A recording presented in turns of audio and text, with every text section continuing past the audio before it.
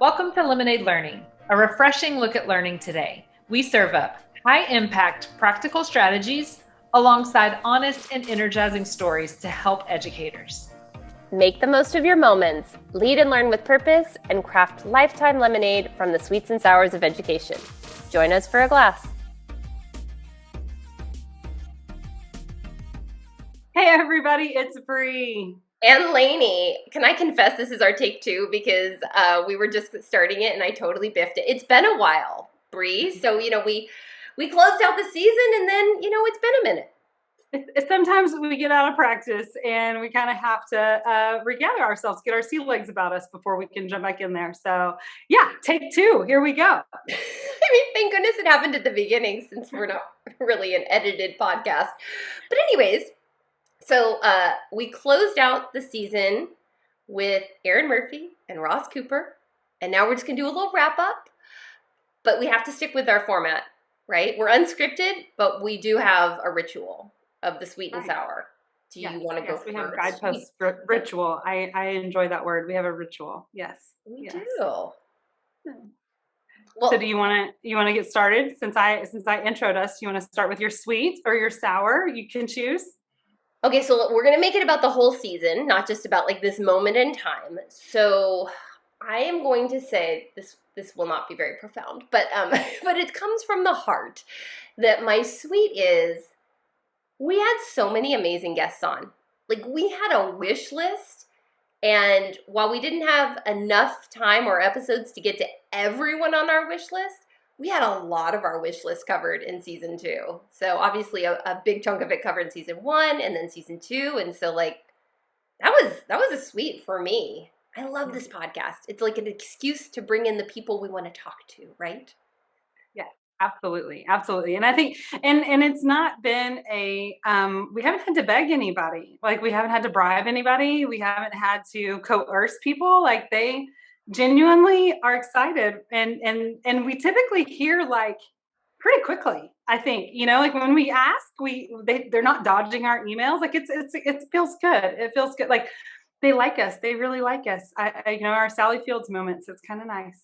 It's an honor. It's an honor. Well, what about you? What would your sweet for the season be? And then we'll touch on the sour briefly. But without being cheesy, I think surviving season 2, like it definitely, season 1 was one of those like trying to learn all the ins and outs of it and almost kind of being super naive with it too, of like just going through as fast as we could and swimming to stay afloat. And, season 2 comes in and we found our routines, we found our rituals. It took us a little bit to find that stride, right? Like just like in anything else, just when one part was going well, then a couple other things on the back end would find some hiccups, and then we would, kind of switch it around. But I think just setting in to that stride for me feels really good. And I'll be the first to admit, like it might have been maybe Ross and Erin before I felt like I really was hitting that stride. And so the last of the episodes for season 2, but it's one of those pieces where I feel for myself, like I finally, I have confidence with which pieces I think really, really are settling in nicely. And I don't feel like it's let's see what happens this time kind of thing now. I feel a little bit more confident with the outcome and with the overall processes. Yes, I agree. I agree with all that. And then I want to point out something that it feels like it's been so long, but really season 2 was when we launched the rebrand, where we had Nick Day come in and help us, and you really guided that process. And for me, design is not a little thing. It's a huge thing. And I think, I don't want to speak for you, Bri, but I think you're probably with me on this. Is that fair to say? Little bit of it's fair to say it's a little bit of a passion for me. Yeah, for sure. So yeah, it was really, such a wonderful experience. I'm a little biased because I am definitely a big fan of Nick Day and Nick Day Creative Designs, but at the same time, like she definitely makes it an easy process, regardless of what your comfort level coming into a creative design is. But there's so much that goes in with branding, and I truly appreciate the process. I will say that I think had we started with that in season one, I don't know that we would have been as successful with our rebrand as we were waiting until season two. And I say that because you really have to know yourself and your brand before you can do a really good job, in my opinion. Knowing like what are our key elements, what is our vision, what is kind of our why when we're doing this podcast.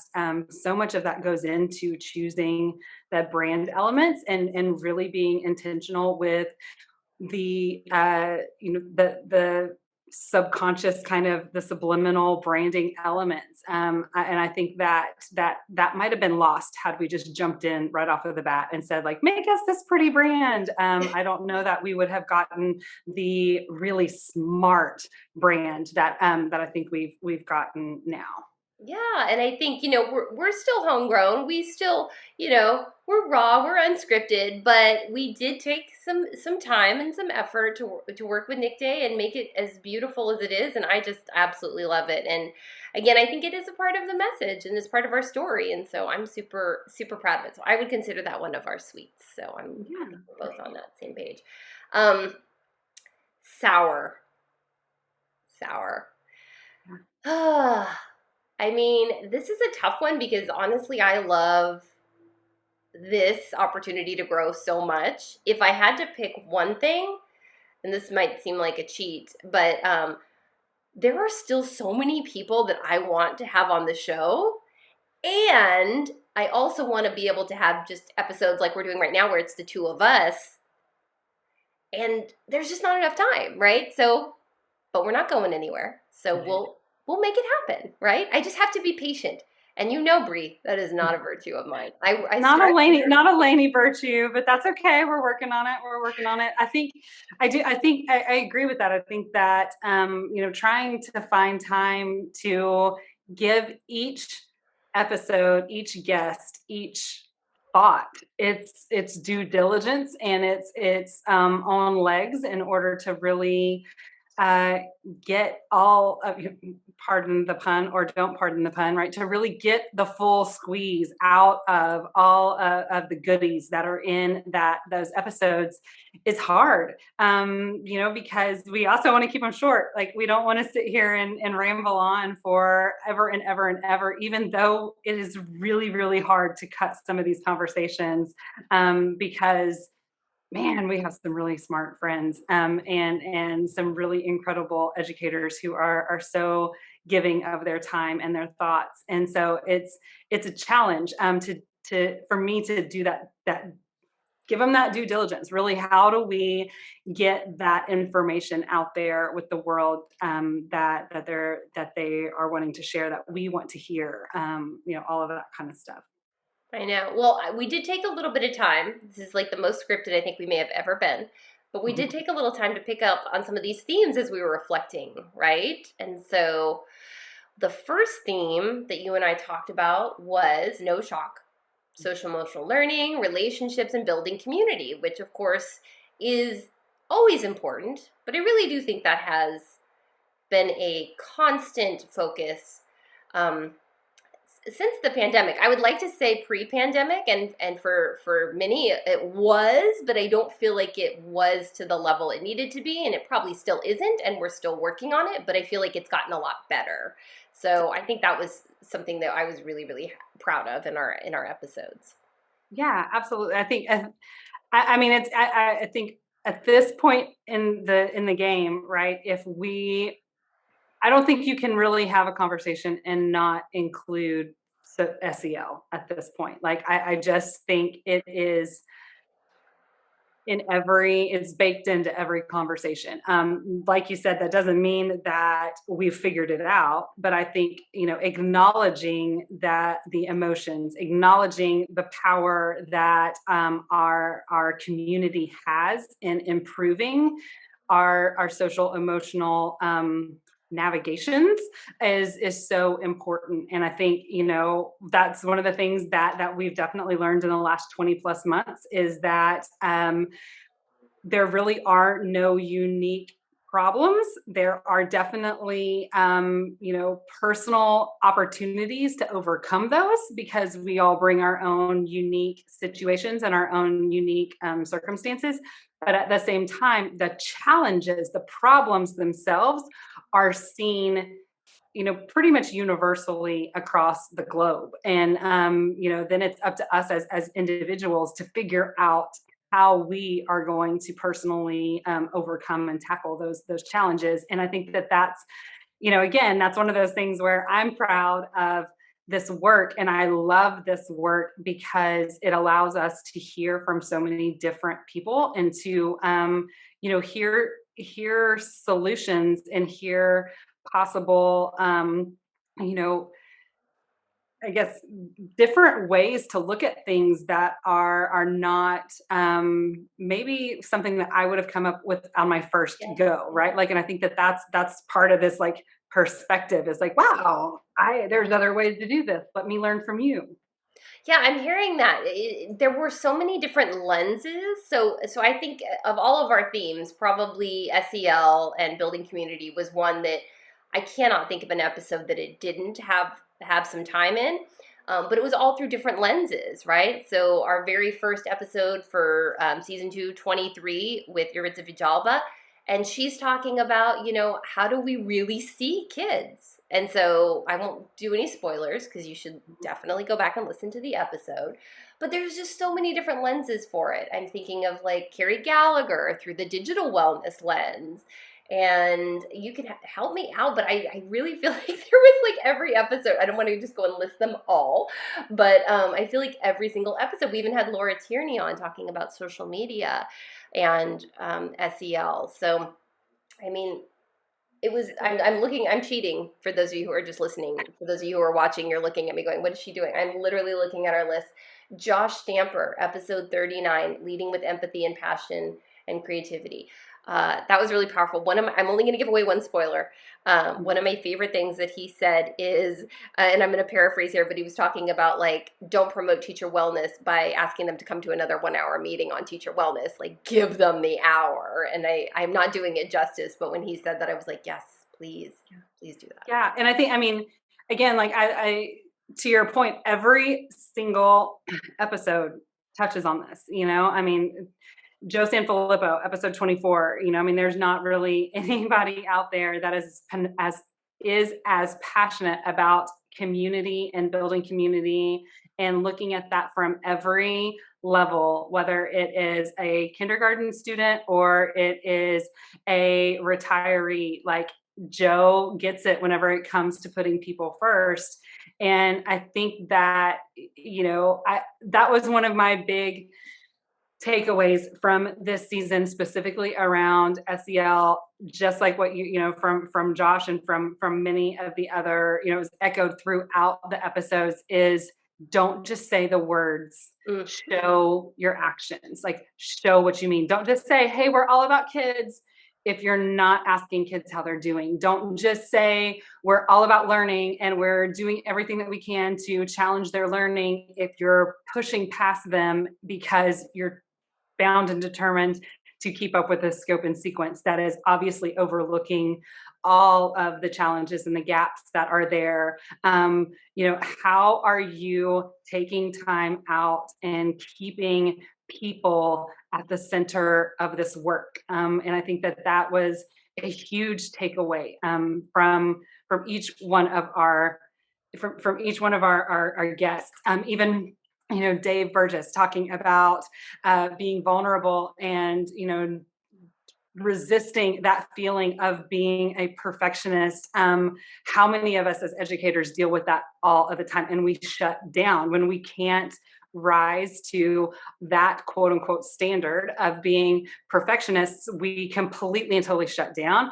We our social emotional well-being tanks, right? Because we feel like we're not good enough at anything that we do. And if we're not good enough, then let's just pack it all up and move on to something else. And so, keeping all of those things in mind, I I go back to a lot of times as educators, we get into this line of work because we see the good in all of, and we see what's possible, and we really want to lean into that. And I think the same thing goes with SEL. Like, when you know that something is possible, you can you can breathe, and you don't realize that there's a time limit to, or you don't put a time limit on possibility. Instead, you breathe through it, and you find the right opportunity for that. I love that. And as you were talking, I was thinking about how no matter what role in education our guests had, superintendent, teacher, coach, principal, whatever their role was, they were all really thinking about their relationships with others. And then a lot of them were being really self-reflective about, like, here's what I have to do, like you were saying with Dave, like, here's what I have to make sure I don't do to myself. Like, compassion fatigue was something that came up more than once. And so Mhm. I was really, really happy that that was a true thread throughout. And I then, think. Oh, go ahead. quick. I was going to say, and George. I mean, a lot of George's was your relationship with yourself, right? Like you were saying, like your relationship, that relationship, that relationship component. Like, it's not just relationships with others, it's the relationship that you have with yourself when you put on that face mask, or that oxygen mask first, right? Then you're able to pour again. And how do we put ourselves back into that equation? So many great things gleaned from George's episode as well, around that, of when we kind of push ourselves to the bottom of the list, what happens, right? And then and the reverse of that, when we can bring ourselves back into the forefront, and we recognize that we're worthy of that time, and that if we don't give ourselves that time, we can't give other people that time. I think that's a good reminder of, not all things have to be given to others, that we have to give to ourselves first sometimes as well. So true. And friends, that is episode 36 with George Couros, if you would like to check that out. Because there's so many, that was actually one of our longest episodes too. There's a lot of gems in there. I love how he talked about habits too. And really shared his health journey. That was really cool too. All right. So we had that common thread, and then we had some guests come on who spoke specifically about practices, right? And so what of those comes to mind first? I can go if you would like, but Go for it. well, I'm gonna be a little bit silly here and go straight to the one that we had the most recently, because we had Ross and Aaron on episode 40, our closeout of season 2, and they were talking about PBL. And again, I don't want to give any spoilers, but I really loved, because I'm an inquiry nerd, and I think you are too, Bri. But that was one that really, really spoke to me. And I think that as we're all kind of trying to figure out what's next, I feel like inquiry and project-based learning has kind of risen to the top as, like, okay, we have realized we have to be more adaptable and more agile and be able to transfer our learning into all these other contexts. So, like, we need to be focusing more on that project-based learning. So that's the one I'm going to go to. And I know I cheated because that was the most recent one, but Well, it's a great one to point to, and certainly full of incredible nuggets and lots of information. One of the things that I love the most about that episode is that, even though they have written extensively around PBL and inquiry-based learning and project-based learning and passion-based learning and all these different elements, they may have written the book, and the book tells you how to do it, but it doesn't tell you what to do. And I think that is one of those things that is so very important. And what I mean by that is, it's a huge reminder that there is no one size fits all when it comes to PBL, when it comes to inquiry-based learning. Instead, it is this notion that these are the tenets to PBL, and these are the intention. This is the intention that comes behind it. Now make it your own and make it work for your circumstance. There's not going to be PBL police that are going to come in and tell you, you did that wrong. Instead, it's really a great reflection and deep dive into the how, into the why of those elements.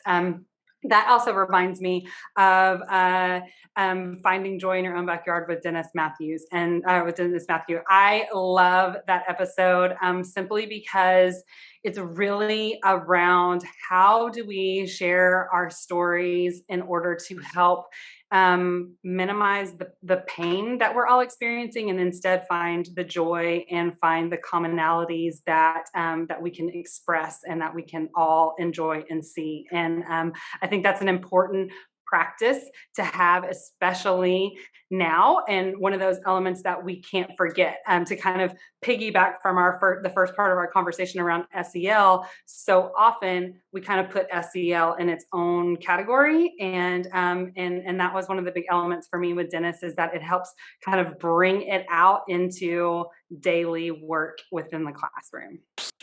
Oh, and his books are amazing. I've now purchased all of them. Thank you for introducing me to him as a children's author, and I have now purchased all of the books.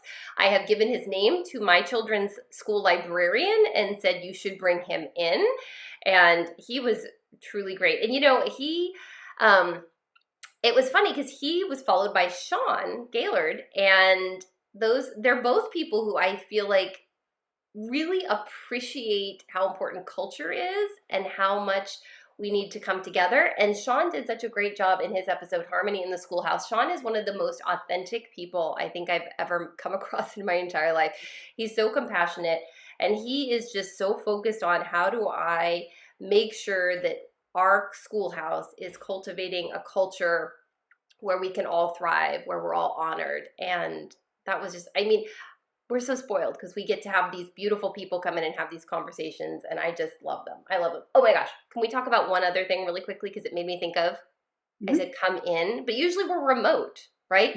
We had, first time ever, one in-person guest. Yeah. We were at DLAC in Austin back in, that was June, right? And Mike Lawrence was at the conference with us, and we pulled him into a small conference room. A dimly lit conference room. It was not amazing lighting, but that's okay. And we had to have an actual in-person conversation. And that was episode 35. And that was amazing. Absolutely. I think so important. Great reminder of what practice looks like in person, as well as what practice looks like virtually. That was a really interesting conference for me. First time to ever be at DLAC, and get to have a lot of these conversations with, I've worked a lot with virtual schools virtually, but to be at a conference and have a lot of those conversations, hear their struggles through pandemic practices, and what that meant for virtual schools and what that meant for seasoned virtual teachers. That was really eye-opening, and again, a reminder, like we said, the challenges are kind of ubiquitous across the globe. How we handle them looks differently based upon our circumstances, and so hearing these incredible virtual programs and virtual teachers struggle with some of the same things that our recently converted virtual teachers were experiencing was eye-opening and humbling and enlightening all at the same time for me. Yeah, I think for me, because you and I both have a background in online learning. So I think for me, it was an opportunity to console each other on what was happening, where our online schools were getting somewhat flooded with people who were doing online because it was better than what was maybe happening with their neighborhood school that was attempting to do some emergency remote virtual. And that's hard because the history of online is people who chose this for another reason, not a pandemic. So that was that was a great time to come together in person and connect with those people and have those conversations. And I think Mike, and again, that's episode 35 with Mike Lawrence, does a great job of really breaking down how to do a hybrid really, really well. And so I think if people haven't listened to that one, I would encourage them to listen to it, because I thought it was a really thoughtful kind of reflection on that process. Yeah, another great one to remember is episode 28 with Timmy Bauer and Shalonda Archibald. A really great conversation, of course, the literature nerd in my heart, and definitely geeked out in that episode. But reminding ourselves as educational practitioners that literacy is important regardless of what classroom you're in. Similarly to the conversations that we had with Laura Tierney and with Carrie Gallagher around digital literacy and digital wellness, there are certain threads that are that are universal when it comes to learning. And I think in this day and age, you can't overlook literacy, and you can't overlook digital wellness, digital literacy. And I don't use those interchangeably. I know I'm saying those quickly next to each other, so I'm making the point of, no, I'm not saying that digital wellness and digital literacy are the same thing. I'm saying digital literacy, digital wellness, literacy. All three of those things are important to remember and to give credence to in our classroom. Absolutely. And so we may have talked about this on our anniversary episode, but I just want to remind folks that the episode with Timmy and Shalonda, which is episode number 28, we almost had a brawl. No, I'm just kidding. There wasn't really almost a brawl. There was a heated discussion that was completely professional and academic, and I got a little anxious about, but everyone was fine. I was the only Everyone except for Lainie was fine. Lainie got anxious. Everyone else was fine. I think, great reminder that when you are passionate about your conversations and you're passionate about your topics, that you get excited. Like with passion comes excitement. With passion comes articulation and argumentation and all of those things that we get really. Let's talk about this. Yes. Let's not shy away from these hard conversations. Let's lean into it. Let's not make excuses for things. Let's, answer these questions. Let's pose these challenging questions, which again is case in point for the importance of literacy and the importance of understanding our whys. One of my favorite phrases that I use all the time is, if you don't know why, you can't defend it. And if you don't know why, you can't support it. And that's a big thing that happens in that conversation, is we start talking about that, right? Like, we're not just choosing a topic or choosing an author or choosing a piece because of its notoriety or because it's what we've always done or anything like that. It's, if we choose this piece and we understand why we're choosing that piece, then we're able to really bring in all of the conversations and all of the discussion elements around it. It's not just scratching it off because it's not in vogue or because it has, hard topics. At least here in Texas right now, we're having a lot of conversations around the banning of books and the banning of titles and why these things should or should not be brought about in class. And I think it's just, again, it's that reminder that right now more than ever we have to be attuned and informed to the elements that we're bringing into learning environments.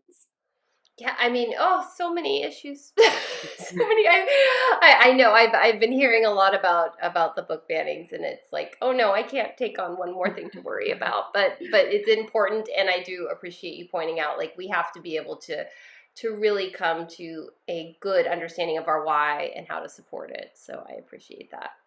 Well, we had more guests on. I want to make sure we acknowledge that we had Ivo Hanan on. Was he our first international? First international, yeah.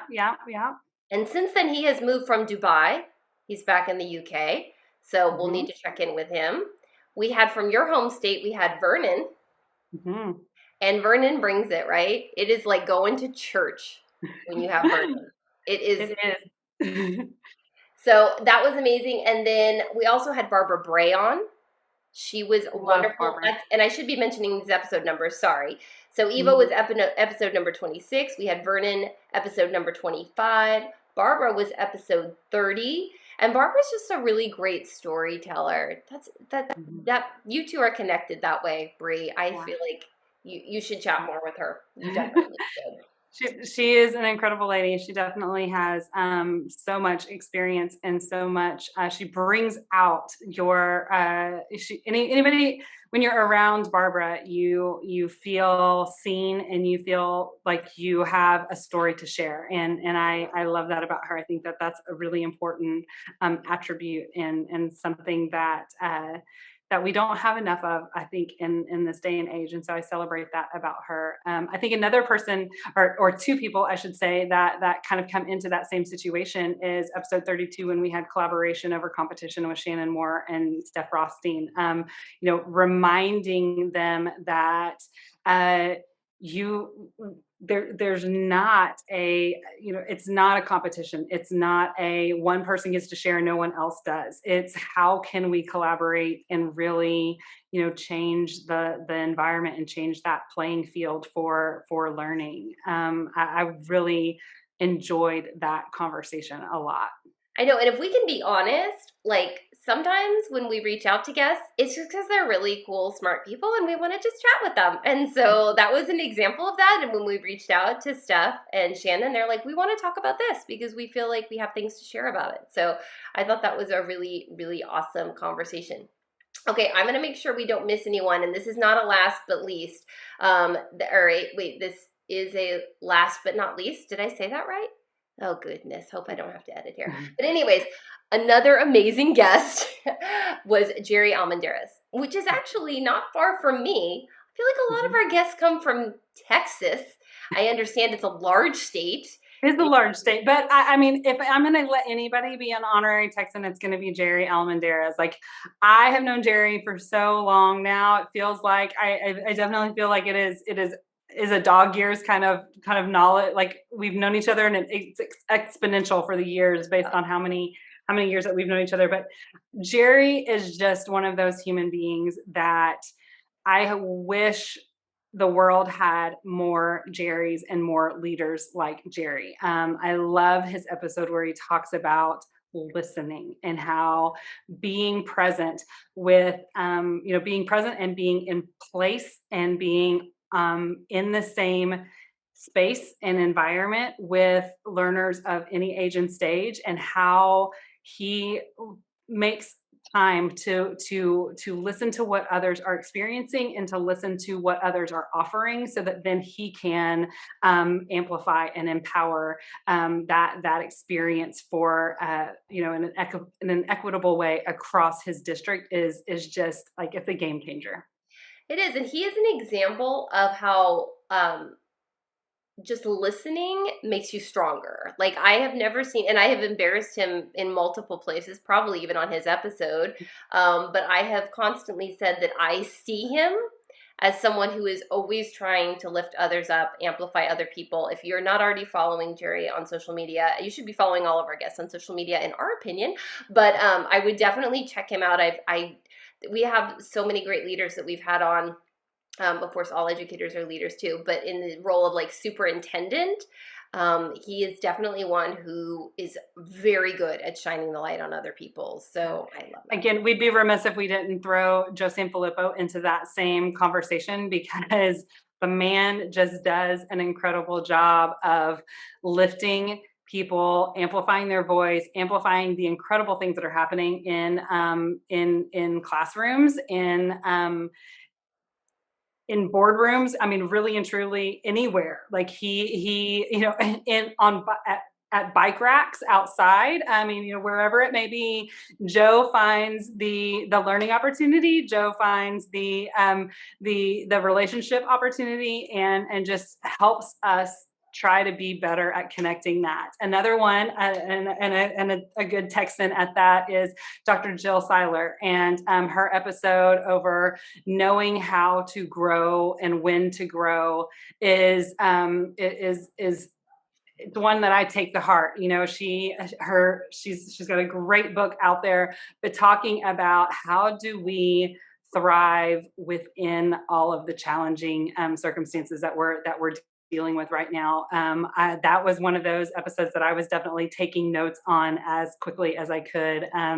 Because it's not all roses, right? But every day we get the choice to choose if we're going to smile or to choose if we're going to throw those covers over our head and grumble through the day. And she definitely helps us remember that coming in with a listening heart and with a hopeful heart will improve the learning experiences for everyone.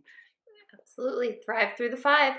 Now, okay, last one that I think we should talk about. This was not a guest this season, but this person's name came up so many times it was nauseating. I think we're turning it into a drinking game. Did we decide that? Do we even say his name now? I don't know, but that was kind of harsh, nauseating. I mean, okay. Like you pushed it like a little, like. Well, wow. I love him. I think he knows that. Okay, now I'll say his name. Tom Murray. And it's not nauseating because I don't love you. It was just like, oh my gosh, everyone loves you this much. Your name is dropped this much. So he has written a book called Personal and Authentic for a reason. He truly is one of those people that you feel like you've known him your entire life, even if you just met him. And I've spent my fair share of time with Tom, and I will say that it's true. Like he's just one of those people that, much like Barbara Bray, where he just has a way of letting your experiences be seen. And he works really hard to find the strength and the shine within every person and then matches them to opportunities that go out there. So I don't know how he does it. He's a magician, he's a wizard, whatever that looks like, but he's in a way it's very inspiring to see how many lives he has touched, in even though it is kind of ridiculous how many people say his name on our show. Yeah. Now, he is also a very good friend of mine, so I want to be clear to the listeners, I was joking, and that I love him as much as everyone else does, maybe even more. Probably tied with Bri, though, because we're both number 1 fans of him. Can we share that title? Can we be tied for number 1 fan of Tom Murray? Go for it. I mean, I don't know that I don't think it's just a 2-way tie. I think there's a lot of people out there that are big fans of his. I appreciate Tom. I get to travel a lot, get to learn a lot from him, and I'm still every single time I'm just amazed at his new perspective that he offers, and probably more than anything at the hope that he I hope is a big word for him, and I think helping people find hope in what they're doing and what they're working towards and for is part of the reason why so many people adore him. Yes. No, I feel like I have not said enough nice words about Tom Murray, but we're going to move on anyway. So love you, Tom. Sorry about the nauseating comment. I didn't really mean it. All right. So what's up next? What is up next for us? Like, what's next? Season 3 is what's up next. I think first and foremost, right, we are going to have a little bit of a winter break, just to kind of do some housekeeping things, and build up some interest and all of those good things that you're supposed to do with a podcast. But I think season 3 is on the horizon for 2022, early 2022. I think that's kind of the game plan, right? That's the plan. No, I can't go that long without doing this. This is like, I find so much joy in this, in talking to you, Bri, and all the amazing guests that we get to bring on. And we're still hopeful that in some way we can bring even more voices in. So we're still trying to figure out the details of that. Because again, there's not enough episodes. There's not enough time. We want to hear from everyone. We want to connect with everyone. But if you can, connect with us in social media in the meantime, because we really do want to chat with people. So we've got the hashtag Lemonade Learning. Bri, you're the social media expert.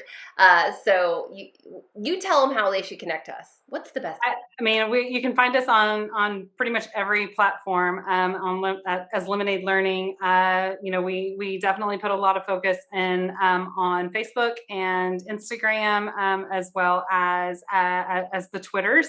But let us know. We're going to be posting out some things, asking for some ideas and feedback, and what you personally are most interested in. Kind of giving that voice and that agency to the community. We really want to know, like, where should we put our focus? Where should we put our time? What are some things that you're looking for? This is podcasting is the thing. It's a big thing now. What can you not get enough of that you really just wish you could get a little bit more of from us? So be looking for those posts, and vote and let us know and tell us what all you have in your mind and in your back pocket that you think would be really helpful for us. We want to know about topics. Who do you want to hear from? We're here for all of it, right? We want to hear about it. Yeah. All right. Well, I think we better let people go because, they got things to do. Busy educators. The most of it is to go make some lemonade. So thank you so much for joining us during episode, or as we've kind of reflected on this. I think that's one of those big elements. We talked about relationships, we talked about social emotional learning and well-being, and most importantly, reflection. I think that's kind of the reason why we like to do these wrap-ups is to reflect back on all of the great things that we have learned from our guests and in these conversations, and just being able to celebrate as well, because that's part of reflection. Being able to celebrate that we've made it through another season, we've made it through some continuing challenges, and we're still the better for it. And we've made a lot of lemonade, and there's more to be made. There is more to be made. So cheers to celebration. Should I pour some vodka in here? No, it's fine. Middle of the day, I won't. Anyways, so have a great day, everyone, and we will see you back here for season 3. Season 3 on the way. All right. Thanks, y'all. We'll see you soon. Thanks, everyone. If you enjoyed this batch of Lemonade Learning, please check out our website, lemonadelearning.us, for more resources. Be sure to subscribe today so you don't miss out on future lessons, laughter, or lemonade. And if you're feeling really generous, please go to Apple Podcasts to submit a review so other educators know the value. One last thing, learning and lemonade are best together. So please connect with us on social media using the hashtag #LemonadeLearning to share your story. Plus, we're always looking to give away stickers and swag.